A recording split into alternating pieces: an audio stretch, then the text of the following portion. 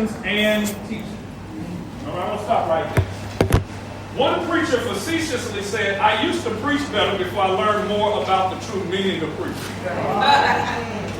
Right? That's an interesting statement. Right? I used to preach better before I learned about the true meaning of preaching. Again, the more we learn about preaching, hopefully you'll agree with me, the more you realize you don't know. If you come to this place thinking that you've mastered preaching, you need to leave Hampton. I'm here because I want to grow. I'm here because I want to be better, and I want to strengthen myself to be a better proclaimer for Jesus Christ. All right? And so I want you to know that at the start of this presentation, I'm going to raise a question that actually Dr. Samuel DeWitt Proctor, anybody heard of him? Yes. That's my mentor. All right. That's your mentor? All right, I love Proctor. And hopefully you probably read his book, A Certain Sound of the what? Trump.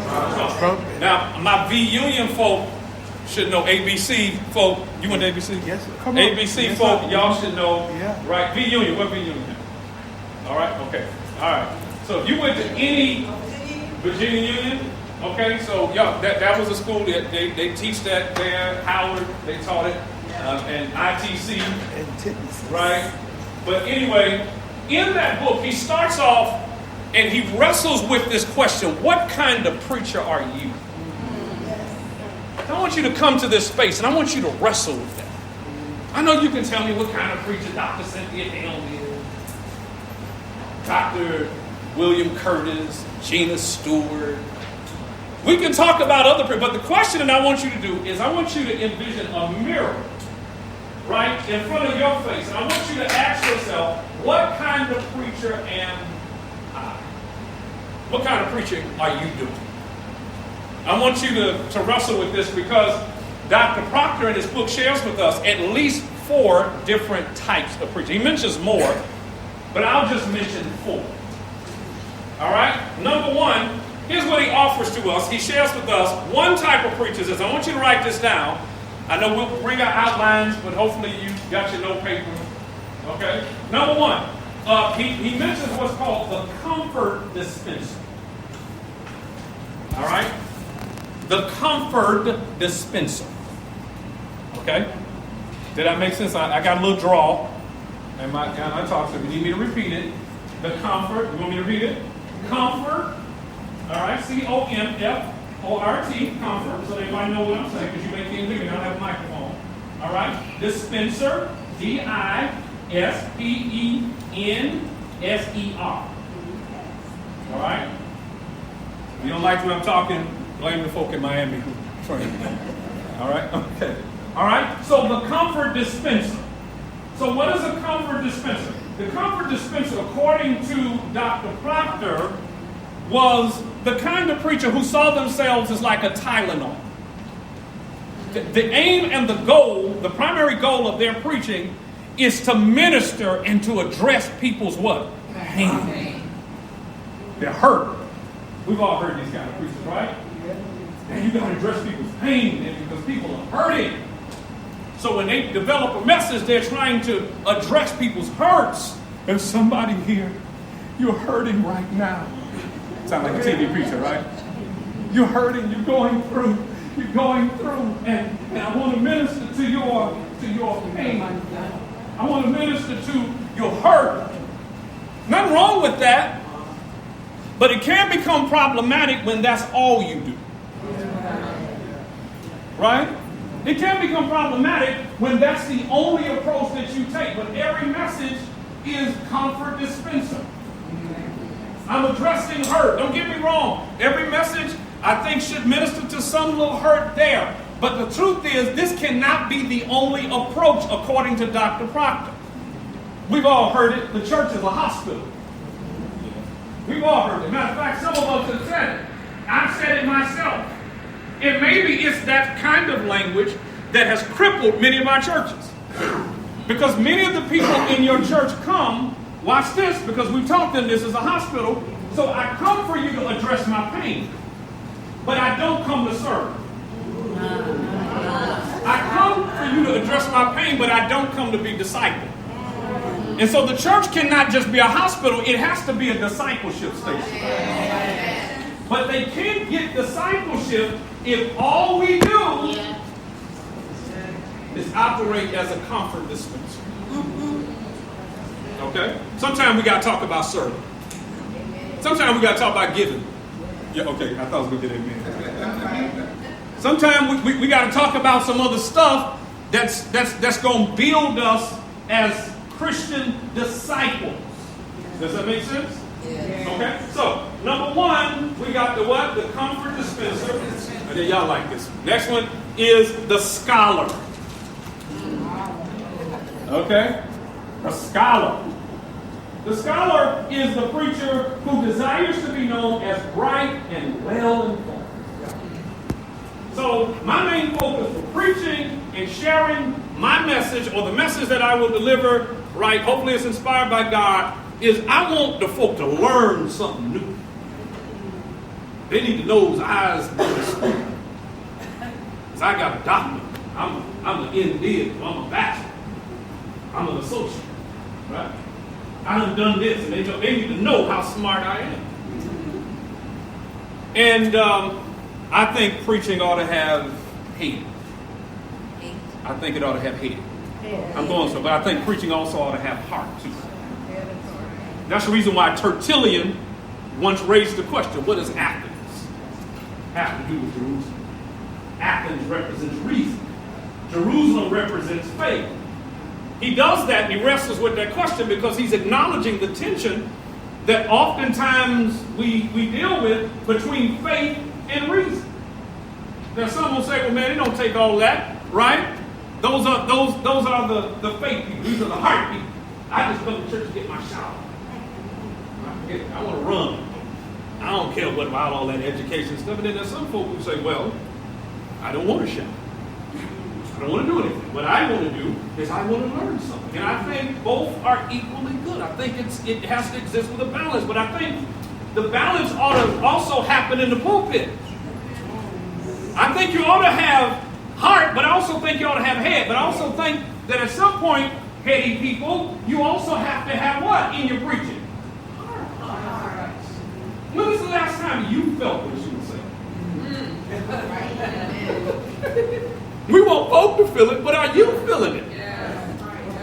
I ain't got a problem with mainstream preaching. I don't have a problem with you memorizing it, but have you felt it? All right? Has it touched you? When was the last time you cried in your studies? When was the last time God touched you in your preparation? I spent all day there, right? Here we go. All right. Preacher number one. Come on. What we got? Comfort seeks. Number two, we have what? Scholar. And number three, I want you to write this down. He mentions what's called the social prophet. All right?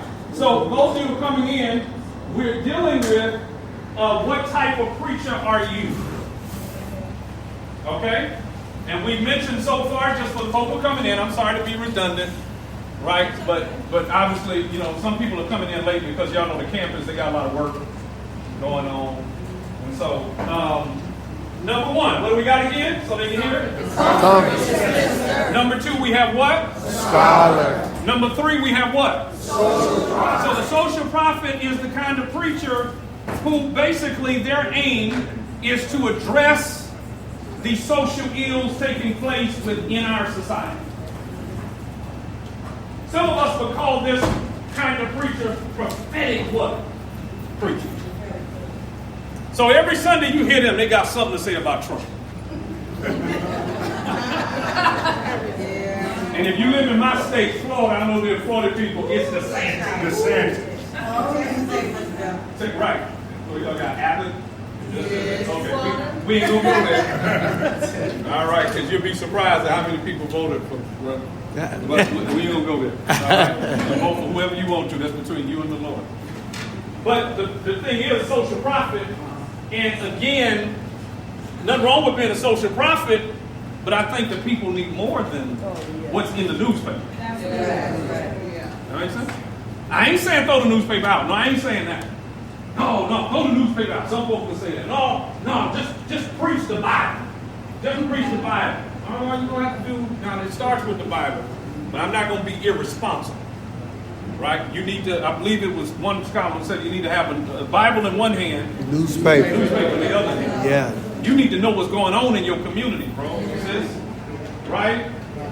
All right? But you can't just do it one way. I'm building that because I'm going somewhere. Here's another one. All right? And this is the fourth one. And this is the other kind of preacher that he mentioned. What type of preacher? He calls it the Bible repository.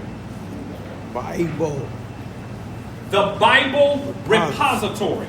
Repository. R-E-P-O-S-I-T-O-R-Y. Repository. Okay? The Bible repository seeks to be an expert on the content of the Bible. So the main focus of this presentation is, well, Doc, people got to get this word. So I'm going to give them the Bible. So for me, the success of a sermon is me giving them more what? More Bible. So what you do, I'm just preaching the text. I'm preaching the text. I'm preaching the text. Okay, let me give you a hand. Preach the text. All right, so I'm preaching the text, no Bible, because my philosophy is the more scripture I can give the people, then that basically means a picture of spiritual maturity. The more scripture I can give somebody, that's a picture of spiritual maturity. And we can test that hypothesis out in many of your churches. Some of the folk who give you the most hell ain't people who are biblically illiterate.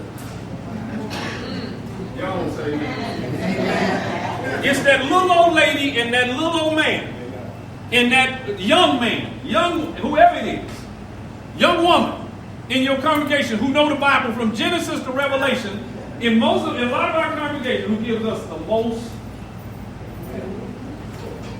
And so I don't have a problem. We don't have a problem. Dr. Proctor doesn't have a problem with us preaching the scripture, but he wants us to understand that just because you give folk and you try to shove a bunch of scripture down people's throats doesn't equal a Christ-like life. Right.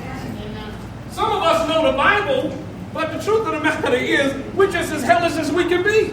As a matter of fact, we use the Bible to be more hellish. Okay, you want me to get it? What you have become is a Pharisee. It is nothing worse than a preacher who preaches the Bible, who now for some reason thinks that they know everything there is to know about God. And now they walk around as if they are the authority on everything. So they don't wrestle with anything. They got an answer for every question right away. Y'all see what I'm saying? And what Dr. Proctor is saying, nothing wrong with preaching the scripture, nothing wrong with that. No, we want to be biblically sound, but we want you to also be diverse enough where you don't just preach messages that are just shoving scripture down folks' throat. Because if you exegete the biblical text, but you don't exegete your own context, you're going to have folk who know the Bible, but don't know anything about where they're living at. How do I navigate modern day America? I don't have no application. All right? And so we're going to talk about that. We're going to talk about it. The whole concept is this. When you get your sheet, hopefully you will see this. I want you to see this. Christ-centered preaching that is diverse in style and substance can help bring new life to the preaching experience. I want you to get that. I don't know who you are, but maybe you say, well, you know what? I saw myself a little bit more in this approach, and I saw myself more in this approach. And really what I want you to get in this class, don't just do one approach. Do it all right? Don't ever get to a point where you say, this is the only way I do it, and that's the only way it can be done. I think at that moment, preaching becomes stale. And your folk are not, and some of our folk have gotten to a place where they don't want to come to our churches, not because we're not great preachers and teachers. Maybe it's because you do it the same way all the time. I think my wife likes me. Matter of fact, she doesn't like me. But I'm going to tell you this. What I realize is she does not want me to take her to the same dating spot. Same restaurant. Same flowers. That make sense? Same, just the same moves I make in our dating experience in our marriage. At some point, she gonna get what? She gonna get bored. See, only the women. None of the guys there. Women like, I wish my husband was this. Oh, on that one. They was on that one, wasn't they, brother? Y'all were real loud, like bored. They were preaching. But hopefully you get what I'm saying. Believe it or not, some of the people are like, they're bored. You good, but you gotten bored because it's the same stuff. You ever notice why, like, guest preachers, your folk be celebrating guest preachers? Because it's something new. Right? That's all it is. And so sometimes what you got to do is you got to freshen it up. Try something different. Try a different approach. This coming, and I'm going somewhere, we're going to build to our point. This coming July, I'm actually off this month. My dad was on sabbatical for several months, and now I'm off. They get the church to let me off. I ain't on sabbatical. I'm on break. There's a difference. And so I'm off. And in the month of July, I call my staff. We prepare. We're gonna do a new series, and I'm gonna stretch myself. And I'm gonna do a series entitled "Let's Go to the Movies," where I take movie titles and actually preach through them. And we're gonna create, in our context, our church is gonna be turned into a movie theater. So when you walk into our church, we're gonna hand you a ticket. All right? Just creative. It's July, and I'm in Miami. I'm folk on the beach. See, y'all got it good. We compete with the clubs and the beach and all that kind of stuff, right? Yeah. So we got to be creative. And so now, okay, going to the movies. Well, what's the first sermon? Training day. All right, so I'm saying, all right. What's the next one? Love Jones. Church all those of us who love Jones. That's my wife. That's my wife's favorite movie. She's gonna be at church on that Sunday. Let me see what you got to say if I love you. All right, so love Jones. Next one is gonna be Honey, I Shrunk the Kids. Obviously, I'm talking to who? Parents who think that they can basically raise their children without God, and they're raising their children to be atheists, and they are shrinking their children. See the creativity? And the last one is going to be soul food. All right? So, you're looking and you're listening at that, but it's me expanding. It's us expanding ourselves. Because if you do the same thing the same way, at some point, sisters, you're going to get bored. And somebody say the same result. Okay? So, hopefully we get these outlines. And I'm hoping we got enough. Huh? You still ain't got it.